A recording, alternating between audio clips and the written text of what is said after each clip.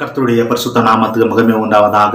ஆண்டவராக இயேசு கிறிஸ்துவின் நாமத்தினால யாவரும் நான் வாழ்த்துகிறேன். இந்த நாள் தியானத்துக்கு என்று தெரிந்து கொள்ளப்பட்ட வசனம் 1 யோவான் 4ஆம் அதிகாரம் 9ஆம் வசனத்தில் என்ன சொல்லப்பட்டதுன்னா, தம்முடைய ஒரே பேரான குமாரனாலே நாம் பிழைக்கும்படிக்கு தேவன் அவரை உலகத்திலே அனுப்பினதினால் தேவன் நம்ம மேல் வைத்த அன்பு வெளிப்பட்டது என்று சொல்லப்பட்டது. அன்பார்களே, அதாவது தேவன் நம்ம மேல அவரோட அன்பு எப்படி வெளிப்படுத்தினார் பார்க்கும்போதோ, தம்முடைய ஒரே பேரான குமாரனை, அதாவது ஆண்டவராக இயேசு கிறிஸ்து நமக்காக இவ்வுலகத்துல தந்து அவர் மூலமாக நம்ம பிழைக்கும்படிக்கு, அதாவது இயேசு கிறிஸ்து மூலமாக நம்ம வாழும்படிக்கு அவரை தந்து இவ்வளவாக அன்பு கொண்டுகிறார். அப்போ வாழும்படிக்கன்னா அப்போ மனிதனுடைய ஒரு நிலைமை முன் எப்படி இருந்தது அது முதல் நம்ம பார்த்தோம்னா, எபேசியருக்கு எழுதின நிருபம் 2ஆம் அதிகாரம் 1ஆம் வசனம் என்ன சொல்லப்படுதுன்னா, அக்கிரமங்களினாலும் பாவங்களினாலும் மரித்தவர்களா இருந்த உங்களை உயிர்ப்பித்தார். அக்கிரமங்களினாலும் பாவங்களினாலும் மரித்தவர்களா இருந்தோம். அதாவது இந்த ஒரு நிலைமை எப்படி வந்தது இந்த மனிதனுக்கு என்று நம்ம பார்க்கும்போது எபிரேயருக்கு எழுதின நிருபம் 2ஆம் அதிகாரம் 14-15 என்ன சொல்லப்படுகிறோம்னா, ஆதலால் பிள்ளைகள் மாம்சத்தையும் இரத்தத்தையும் உடையவர்களாய் இருக்க அவரும் அவர்களை போல மாம்சத்தையும் இரத்தத்தையும் உடையவரானார்.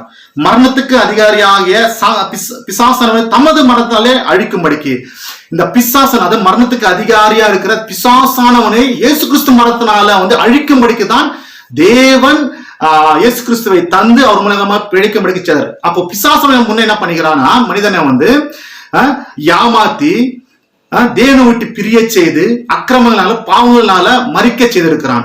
அந்த தேவனை விட்டு பிரிந்த அந்த நிலைமை அதுதான் மரணம். அன்பானவர்களே, தேவனை விட்டு பிரிதான் மரணம். அது பிசாசனம் செஞ்சிருக்கிறான். அந்த மரணத்துக்கு அதிகாரம் இருக்கிற பிசாசனவனை இயேசு கிறிஸ்து மரணத்தாலே அழிக்கும்படிக்கு அழிச்சு ஜீவகாலம் எல்லாம் மரண பயத்திலே அடிமைத்தனத்துக்குள்ளானவர்கள் யாவரும் விடுதலை பண்ணும்படிக்கு அப்படியானார் என்று சொல்லுது. ஜீவகாலம் எல்லாம் எல்லாருக்கும் இருக்கிறது மரண பயம். அது தேவனை விட்டு பிரிஞ்ச மரணம். அதாவது ஆவில மறிச்சிருந்த நிலைமை, மனிதனுடைய நிலைமை, தேவனுடைய ஆவி இழந்த நிலைமைதான் மரணம். அந்த மரணத்துக்குள்ளாக பண்ணின அந்த பிசாசானவனை ஆண்டவராக இயேசு கிறிஸ்து தம்முடைய மரணத்தினாலே அழிக்கும்படிக்கு தேவன் இயேசு கிறிஸ்துவை வெளிப்படுத்தி இவ்வளவாக அன்பு கொண்டார். ஏன்னா ஒரு மனிதனால ஒரு பிசாசனை ஜெயிக்க முடியாது. அந்த மனிதனோட எங்க நிலைமை அவன் விழுந்து போனானோ அதே சரீரத்துல மாம்சத்தையும் ரத்தத்தையும் உடையவராக இயேசு கிறிஸ்து நம்முடைய ஸ்தானத்துல பிசாசை, அந்த மரணத்துக்குள்ளான அந்த பிசாசை அழிக்கும்படிக்கு அவருடைய மரணத்தை தந்து நம்மளை ஜெயிக்க வைத்து பிதாவிடத்தில் நம்ம சேர்க்க இவ்வளவாக தேவன் நம்ம மேல அன்பு கூற இயேசு கிறிஸ்துவை இந்த இடத்துல நமக்கு கொடுத்திருக்கிறார்.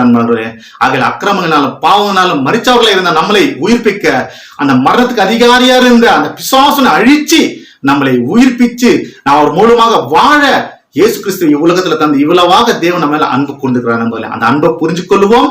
தகப்பனே ஸ்தோத்திரிக்கிறோம் ஐயா.